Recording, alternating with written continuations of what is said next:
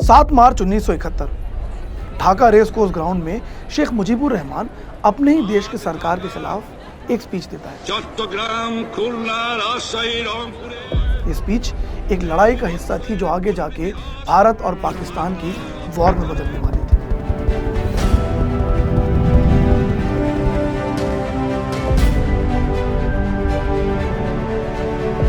उन्नीस की वो मशहूर जंग जिसने हमें कई जाबाज दी। उन्हीं में से एक था लुधियाने का एक हीरो जिसने धरती का कर्ज जान देकर चुकाया। इंडियन एयरफोर्स का इकलौता परमवीर चक्र अवॉर्डी, 26 साल का एक लड़का जिसका शरीर तो आज तक नहीं मिला, लेकिन उसके शौर्य के चर्चे हर घर में गूंजे। Welcome to India's craziest battle stories. I am Zain Anwar and this is the story of flying officer Nirmaljeet Singh Sekhon and the story of his shahadat.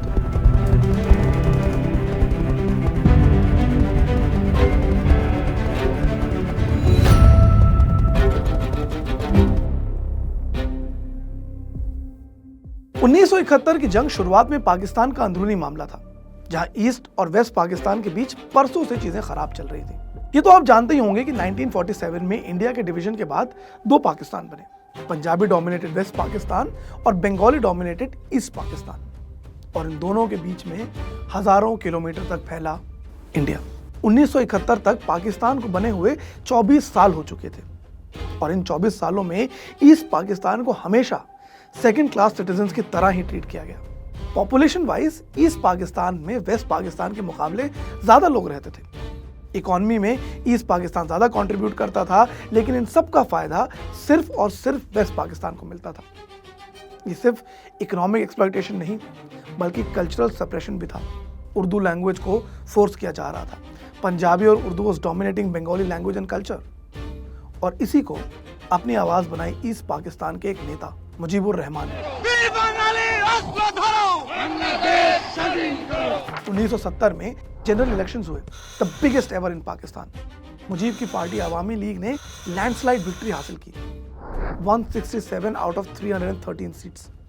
Mujib was supposed to be the prime minister of Pakistan, लेकिन west Pakistan के military rulers को यह बात हजम ही नहीं हो रही थी कि एक बंगाली पूरे पाकिस्तान पर राज करेगा। प्रेसिडेंट याह्या खान ने पावर ट्रांसफर में टालमटोल करना शुरू कर दिया।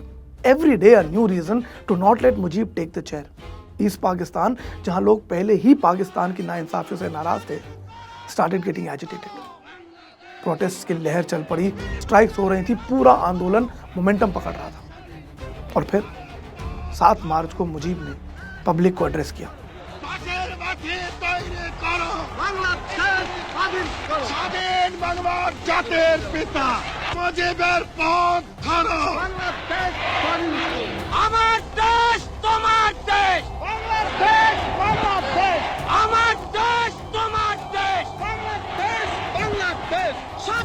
रेडियो पर लोग कान लगाए बैठे थे, हर जगह लाउडस्पीकर लगे हुए थे। पूरे ईस्ट पाकिस्तान ने उनकी स्पीच सुनी। उन्होंने अपने हक और इंसाफ की बात करी।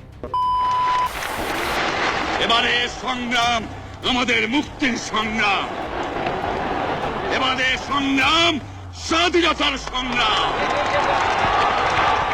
मुजीब का कहना साफ था, ये लड़ाई उनकी आज़ादी की लड़ाई थी, ये स्ट्रगल इंडिपेंडेंस का स्ट्रगल था।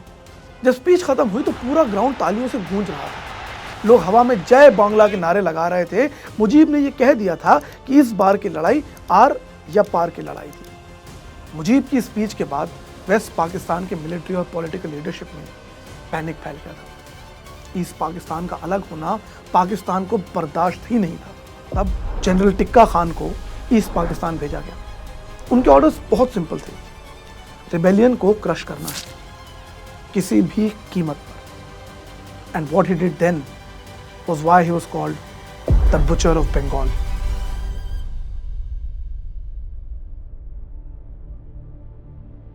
पच्चीस मार्च 1971 रात को ऑपरेशन सर्च लाइट शुरू हुआ। ये कोई नॉर्मल मिलिट्री ऑपरेशन नहीं था, प्लान्ड जेनोसाइड था, अ सिस्टमैटिक मैसेकर। टैंक्स और आर्मर्ड व्हीकल्स सड़कों पर थे, हेवीली आर्म ट्रूप्स पोजीशन पर डिप्लॉय हो गए थे, और पहला मेजर टारगेट था ढाका यूनिवर्सिटी। क्योंकि यहाँ से इंटेलेक्चुअल रेजिस्टेंस और स्टूडेंट एक्टिविज्म सबसे ज़्यादा बढ़ रहा था।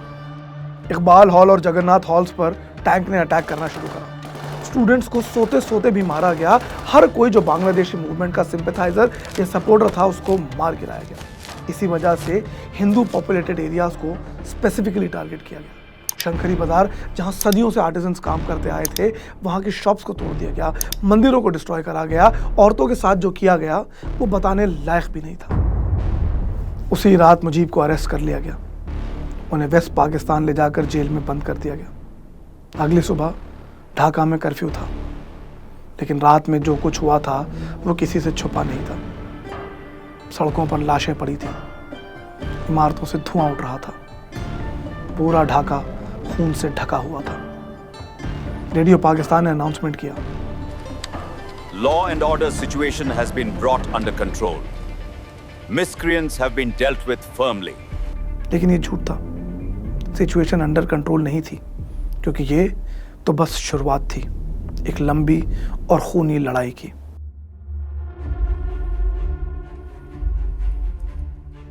ऑपरेशन सर्चलाइट और उसकी ब्रूटैलिटी महीनों तक चलती थी। पाकिस्तानी आर्मी हर शहर, हर कस्बे, हर गांव तक पहुंची। कितने लोग मारे गए इसका एग्जैक्ट नंबर कोई नहीं जानता, लेकिन सबसे कंजर्वेटिव एस्टिमेट भी 3 लाख के आसपास का आंकड़ा बताते हैं। कुछ हिस्टोरियंस का माने तो ये नंबर 10 लाख तक हो सकता था।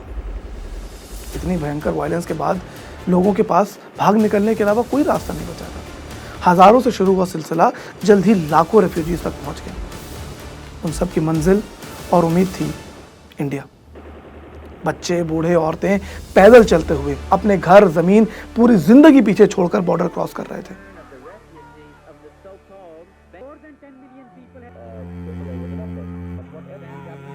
वेस्ट बंगाल, त्रिपुरा, आसाम और मेघालय में रेफ्यूजी कैंप्स बने, लेकिन जल्दी भीड़ से भर गए। लोग सड़कों के किनारे, रेलवे प्लेटफॉर्म्स पर, इनफैक्ट कलकत्ता की फुटपाथ पर रहने को मजबूर थे। जून 1971 तक 7 लाख रेफ्यूजीज इंडिया आ चुके थे और नवंबर तक यह आंकड़ा 1 करोड़ हो गया था।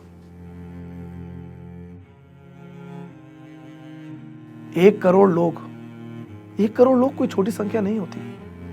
ये सब होमलेस थे, सब हेल्पलेस थे। And now India could no longer afford to stay quiet. India was now in a political crisis. 1 crore refugees को हैंडल करना, उन्हें खाना, शेल्टर देना, मेडिकल केयर प्रोवाइड करना, इंडिया की इकोनॉमी जो पहले से ही कमजोर थी, ये अफोर्ड नहीं कर सकती थी। प्राइम मिनिस्टर इंदिरा गांधी ने सिचुएशन को असेस किया और एक क्लियर डिसीजन लिया। सिर्फ रेफ्यूजीज को ह्यूमैनिटेरियन एड देना काफी नहीं होगा। इस प्रॉब्लम का परमानेंट सोल्यूशन चाहिए था, और वो सोल्यूशन एक ही था, पाकिस्तान को 2 हिस्सों में बांट देना। जब तक बांग्लादेश इंडिपेंडेंट नहीं होता, तब तक ये रेफ्यूजी क्राइसिस खत्म नहीं होगी। इंडिया ने सीधा जंग छेड़ने के बजाय डिप्लोमेसी के साथ कोवर्ट स्ट्रैटेजी बनाई, इंटरनेशनल सपोर्ट बनाया और साथ ही साथ रॉ, आर्मी और बीएसएफ के जरिए बंगाली रेसिस्टेंस को क्वाइटली सपोर्ट दिया, खुद को तैयार किया। ईस्ट पाकिस्तान में पाकिस्तानी आर्मी के जुल्म से बच गए लोग एकजुट होने लगे थे और इनकी एक आर्मी बनी, मुक्ति बाहिनी।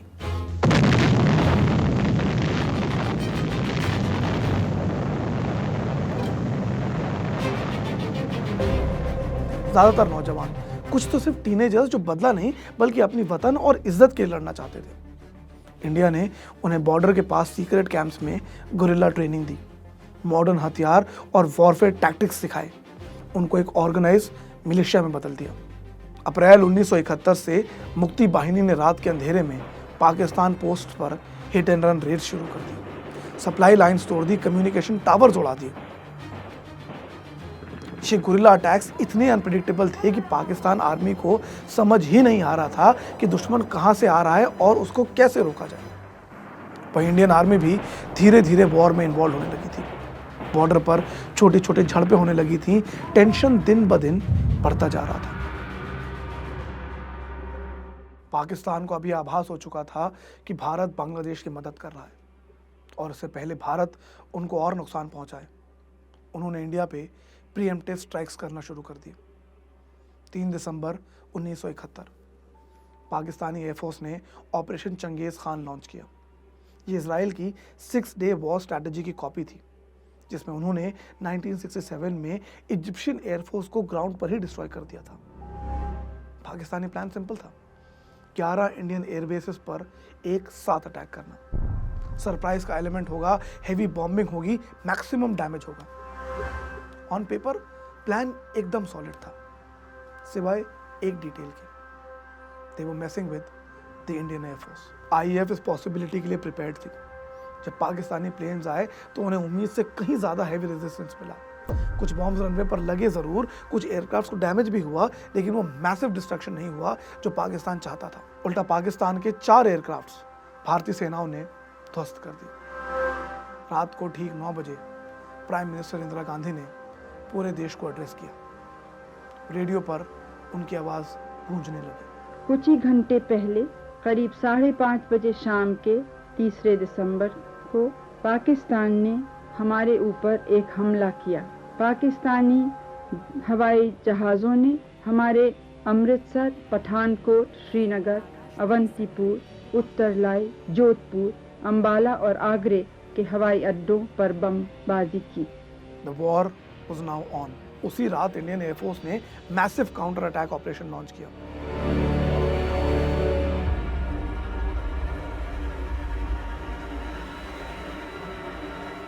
पाकिस्तानी एयरबेसेस पर हेवी बॉम्बिंग हुई। पेशावर, सरगोदा, कराची, पाकिस्तान एयरफोर्सेस को हेवी लॉसेस उठाने पड़े। मैसेज साफ था, भारत किसी से डरता नहीं। ग्राउंड ऑपरेशंस भी तुरंत शुरू हो गए, दोनों फ्रंट्स पे। इधर राजस्थान सेक्टर में, पंजाब सेक्टर में, कश्मीर सेक्टर में ये अब एक फुल फ्लेजेड वॉर थी। बट इन सब के लिए स्पीड ज़रूरी थी, क्योंकि विंटर सर पर थे। इंटरनेशनल प्रेशर बढ़ता जा रहा था and India needed a decisive and fast victory. और तभी वो दिन आया जब एनजेएस शेखों को भारत माता ने आवाज़ लगाई। जम्मू कश्मीर का श्रीनगर, उस साल दिसंबर की सर्दी अपने चरम पर थी। टेम्परेचर -4 तक पहुंच चुका था। कोहरा इतना ज़्यादा था कि विजिबिलिटी को एकदम गिरा देता था। किसी भी वॉर लड़ रहे मुल्क के लिए ये बहुत ही कठिन परिस्थितियां थी। श्रीनगर एयरबेस पर माहौल एकदम अलग था। उस वक्त इंडिया एक इंटरनेशनल एग्रीमेंट की वजह से श्रीनगर में permanent air defence aircraft deploy नहीं कर सकता था। इसीलिए जंग की शुरुआत के बाद जो पायलट्स को वहां जल्दी जल्दी में भेजा गया, वो ना तो टेरेन को बहुत अच्छे से समझते थे, ना ही कश्मीर की सख्त सर्दी से अवेयर थे। पर श्रीनगर स्ट्रैटेजिकली बहुत इंपॉर्टेंट लोकेशन था। अगर यहाँ इंडिया ने कंट्रोल खो दिया तो पूरी कश्मीर वैली, जिसपे पाकिस्तान की शुरुआत से नजर थी, वो उनके कंट्रोल में आ सकती थी। IAF knew that Pakistan might attempt to attack the airbase and every officer there was vigilant as a hawk. उन्हीं में से एक थे फ्लाइंग ऑफिसर निर्मलजीत सिंह शेखों। 26 साल के निर्मलजीत सिंह पंजाब के लुधियाना डिस्ट्रिक्ट के एक गांव ईसेवाल के थे। एक एयरफोर्स फैमिली से आते थे। उनके पिता तरलोचन सिंह इंडियन एयरफोर्स में मास्टर वारंट ऑफिसर थे, जिनका पायलट बनने का सपना उनके बेटे ने अपना लिया था। हलवारा एयरबेस के पास पलते बढ़ते निर्मल को बचपन से ही प्लेन से प्यार हो गया था। इंजीनियरिंग छोड़कर उन्होंने एयरफोर्स ज्वाइन की, ट्रेनिंग में एक्सेल किया और नंबर 18 स्क्वाड्रन फ्लाइंग बुलेट्स का हिस्सा बने। ये स्क्वाड्रन नैट्स उड़ाते थे। इनका मोटो तीव्र और निर्भय, यानी fast and fearless. And every bit of that motto NJS Sekhon incorporated in his life and his martyrdom. इसी साल फरवरी में उनकी शादी हुई थी। घर में नई दुल्हन थी जिसको अकेले छोड़ने का बिल्कुल दिल नहीं था, लेकिन भारत माता की पुकार को कौन टाल सकता था। स्क्वाड्रन में फ्लाइट लेफ्टिनेंट बलदीर सिंह घुम्मन उनके मेंटोर बने। नैट एयरक्राफ्ट की हर छोटी बड़ी ट्रिक उन्होंने शेखों को सिखाई। और तब शेखों का एक फ्रेज हुआ करता था, मुझे दुश्मन के धुएं उड़ाने हैं। उस धुएं उड़ाने का इंतज़ार लंबा था, लेकिन आखिरकार 14 दिसंबर को वो वक्त आ गया था। श्रीनगर से सैकड़ों किलोमीटर दूर पेशावर में एक प्लान बन चुका था। सर्दियां, कोहरे और सुबह का फ़ायदा उठाकर श्रीनगर पर हमला करने का प्लान। पाकिस्तान को इंटेलिजेंस थी दैट श्रीनगर्स डिफेंसेस वो weak, will fly in and bomb the airbase. उसके रनवे को डिस्ट्रॉय कर देंगे ताकि इंडिया उसे आगे भी यूज़ ना कर सके। एयरबेस पे खड़े प्लेन्स को बॉम्ब कर देंगे and then create havoc at the city. 14 दिसंबर 1971 सुबह पाकिस्तान एयरफोर्स के विंग कमांडर शरबत अली चंगेज़ी अपने 6 F-86 सेबर्स के साथ श्रीनगर की तरफ उड़ान भरते हैं। ये अमेरिकन मेड एयरक्राफ्ट्स थे, तेज, हार्ड हिटिंग, लीथल। इनमें से 4 एयरक्राफ्ट्स बॉम्ब कैरी कर रहे थे और 2 एयरक्राफ्ट्स कवर के लिए थे, किसी भी इंटरसेप्शन से बॉम्बर्स को बचाने के लिए। इन्होंने ट्री टॉप लेवल फ्लाई किया, यानी करीब करीब एक ऊंचे पेड़ की जितनी हाइट पर ये फ्लाई कर रहे थे। ये हाई रिस्क मैन्यूवर इसलिए किया जाता है ताकि रेडार से बचा जा सके। And at that level they are flying through valleys undetected. Their only motive, destruction of Srinagar. Srinagar airbase पे उस दिन फॉलन नैट्स खड़े थे। ये 1950s के ब्रिटिश डिजाइन फाइटर प्लेन्स थे, लाइट वेट, एजाइल। इनका छोटा साइज इन्हें एजिलिटी देता था, which made these aircraft extremely useful. Now Pakistan के सेबर्स ऑन पेपर नैट से ज़्यादा अकम्प्लिश थे, लेकिन 1965 की जंग में इन नैट्स ने सेबर्स को धूल चटा दी थी। एंड हेंस इन एयरक्राफ्ट को प्यार से सेबर स्लेयर्स भी कहा जाता था। बहरहाल उस सुबह श्रीनगर एयरबेस पर रेडीनेस ड्यूटी पर 4 मेन लोग थे। फ्लाइट लेफ्टिनेंट बलधीर सिंह घुम्मन, जिनको स्क्वाड्रन में जी-मैन कहा जाता था, एक सीनियर और experience Gnat pilot. Flying officer Nirmaljit Singh Sekhon भी थे, who was called brother. Sekhon और घुम्मन फ्लाइंग ड्यूटीज पर थे। इसके अलावा थे flying officer Y Singh, call sign Yogi, role visual observation, warning and coordination during raids. Flying officer GM David, call sign पूछ, role monitoring reports from observation post and air space activity. Srinagar की वो सुबह एकदम शांत थी, जरूरत से ज्यादा शांत। रेडार्स खामोश थे, there was no movement anywhere. किसी को अंदाजा भी नहीं था कि पाकिस्तान एयरफोर्स के 6 एयरक्राफ्ट्स पहाड़ों, वैलीज और टेरेन्स का फायदा उठा के भारतीय सीमा को लांघ चुके थे और श्रीनगर एयरबेस की तरफ बढ़ रहे थे। थोड़ी देर में आसमान में जहाजों की गड़गड़ाहट की आवाज गूंजने लगी। आवाज सुनते ही योगी और हूच ने शोर मचाना शुरू करा। Contact contact contact, enemy aircraft spotted, 6 fighters in total, scramble scramble scramble, enemy attack. Ghumman और Sekhon were in their aircraft in no time. Pakistani Sabres तेजी से एयरबेस की तरफ बढ़ रहे थे और इन 2 इंडियन प्लेन्स को पाकिस्तान के 6 जहाजों का सामना करना था। Ghumman, the more experience of the 2, was the first to take off. And while that was happening, Pakistani sabres runway पर हमला करते थे। रनवे के पास बॉम्ब्स गिरते हैं, जमीन फट जाती है, मलबा और धुआं हवा में उठने लगता है और विजिबिलिटी लगभग 0। इसी केओस के बीच फ्लाइट लेफ्टिनेंट घुम्मन ने मुश्किल हालातों में टेक ऑफ मैनेज किया और आसमान में दुश्मन एयरक्राफ्ट को ढूंढने लगे। लेकिन उनके उड़ने के बाद बॉम्बिंग से उठने वाले धुएं और कोहरे का एक डेडली कॉम्बिनेशन बना और अब विजिबिलिटी बिल्कुल गायब थी। पाकिस्तानी सेबर्स लगातार रनवे पर अटैक कर रहे थे। The runway was absolutely damaged. ये वही रनवे था जहाँ से सेखों को टेक ऑफ करना था। उस रनवे से टेक ऑफ करना ही मौत से खेलने के बराबर था। Anybody would have abandoned a takeoff, but not an Indian Air Force pilot. उन्होंने अपने इंस्ट्रूमेंट्स पर ट्रस्ट किया, आर्टिफिशियल होराइजन को देखा, विंग्स को लेवल रखा, एयर स्पीड मेंटेन करी and he was off. In that dire situation Sekhon अपने नेट के साथ हवा में थे, ready to fight the Pakistani Sabres. लेकिन अब सिचुएशन क्या थी? Due to the dust, cloud and fog, Sekhon और घुम्मन का विजुअल कॉन्टैक्ट टूट चुका था। Ghumman could not spot anything. Nirmal ने क्विक विजुअल स्कैन किया। 6 सेबर्स थे, तो ऑलरेडी बॉम्ब ड्रॉप कर चुके थे, रिफॉर्म कर रहे थे, 2 अभी डाइव में थे, बॉम्बिंग करने जा रहे थे और बाकी 2 सपोर्ट पोजीशन में थे। जी-मैन कहाँ थे? वो कहीं कोहरे में खो गए थे।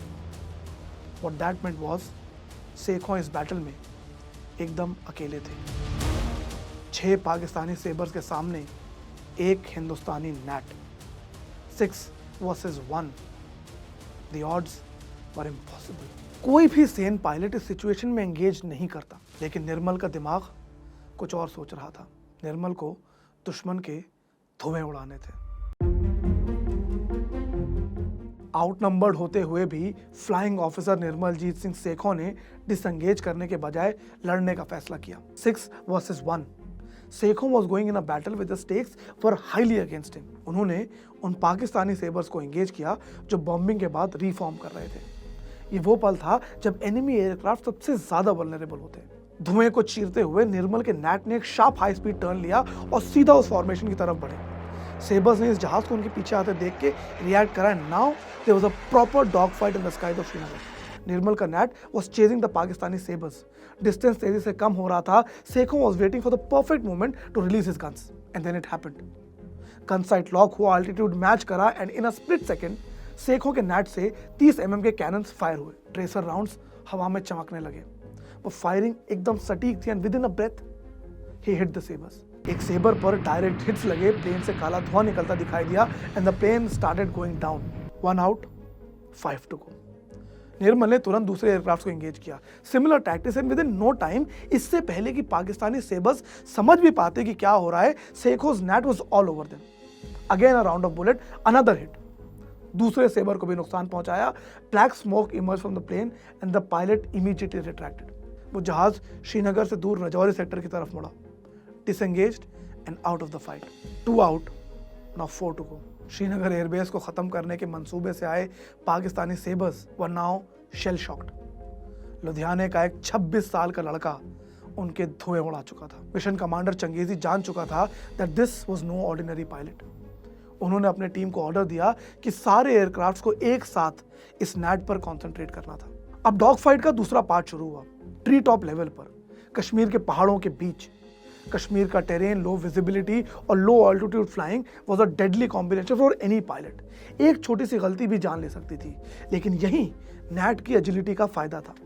टाइट टर्न, सडन मैनूवर्स और low altitude flying and of course flying officer Sekhon की एबिलिटी ने सेबर्स के लिए सिचुएशन मुश्किल बना दी. कंट्रोल टावर और जी मैन रेडियो पर निर्मल को कॉल कर रहे थे, लेकिन कोई जवाब नहीं आ रहा था. शायद कॉम्बैट की इंटेंसिटी के कारण या शायद रेडियो के डैमेज होने की वजह से. कुछ मिनट्स तक ये इंटेंस कॉम्बैट चलता रहा. 4 पाकिस्तानी सेबर्स एक नैट के पीछे नाच रहे थे. रिपोर्ट्स कहती हैं कि अपने फ्लाइंग स्किल से उन इम्पॉसिबल सिचुएशन में भी सेखों बार बार बचते रहे एंड इनफैक्ट एक एयरक्राफ्ट के खिलाफ शूटिंग पोजीशन पर भी आ गए थे. लेकिन तभी एक पाकिस्तानी एयरक्राफ्ट की बंदूक के निशाने पर सेखों का नैट आया. आखिरकार नंबर्स का प्रेशर हावी हो गया. मल्टीपल एंगल से फायरिंग हो रही थी और एक एक्यूरेट बर्स्ट ने निर्मल के नैट को हिट कर दिया. निर्मल के नैट पर मल्टीपल हिट्स लगी. कुछ रिपोर्ट कहती हैं कि बहुत बाद में जब रैकेज की जांच हुई थी तब 37 बुलेट के मार्क्स काउंट किए. 37 बुलेट्स. और तब फाइनली रेडियो पर सेखों की आवाज आई, एकदम शांत, एकदम professional. I think I have been hit. Sekhon was instructed to eject, लेकिन कोई रिस्पॉन्स नहीं आया. एयरक्राफ्ट कुछ सेकंड के लिए सीधा उड़ा, जिससे निर्मल कंट्रोल हासिल करने की कोशिश कर रहे हों, और फिर अचानक इन्वर्ट हो गया, कंप्लीटली अपसाइड डाउन. निर्मल ने इजेक्शन अटेम्प्ट किया, कैनोपी निकल गई, लेकिन एयरक्राफ्ट बहुत नीचे था और डैमेज की वजह से इजेक्शन सक्सेसफुल नहीं हो पाया. उनका नैट पहाड़ियों के बीच में एक गहरी खाई में क्रैश हो गया. एक जोर का धमाका हुआ, जमीन कांप उठी. उस धमाके की गूंज पूरी वादी ने सुनी. फ्लाइंग ऑफिसर निर्मलजीत सिंह सेखों वीरगति को प्राप्त हो गए. But in his final moments in this world he lived up to the motto of his squadron. तीव्रता और निर्भय. उनके शौर्य की बदौलत पाकिस्तानी सेबर्स लौट के अटैक करने नहीं आए. They turned back to Pakistan और श्रीनगर पे बॉम्बिंग का उनका मंसूबा नाकाम रह गया. उस सुबह निर्मल सिंह सेखों के बलिदान ने कई जानें बचा ली. पाकिस्तान ने फिर कभी भी नॉर्दर्न सेक्टर में बड़ा अटैक नहीं किया. Srinagar was saved. क्रैश के बाद सर्च ऑपरेशन शुरू हुआ. कई आर्मी यूनिट्स लगाई गईं, एयरफोर्स की बाकी टीम भी इन्वॉल्व हुई. सब जुट गए थे उस बहादुर योद्धा के शरीर को वापस लाने के लिए, उसे तिरंगे में लपेटकर एक आखिरी सलामी देने के लिए. लेकिन निर्मलजीत सिंह सेखों की बॉडी कभी नहीं मिली. कश्मीर की मिट्टी उन्हें जज्ब कर गई. वो तिरंगे में लिपटकर घर तो नहीं आए, लेकिन वादी के पेड़ों, फूलों और नदियों में उनकी खुशबू महक चुकी थी.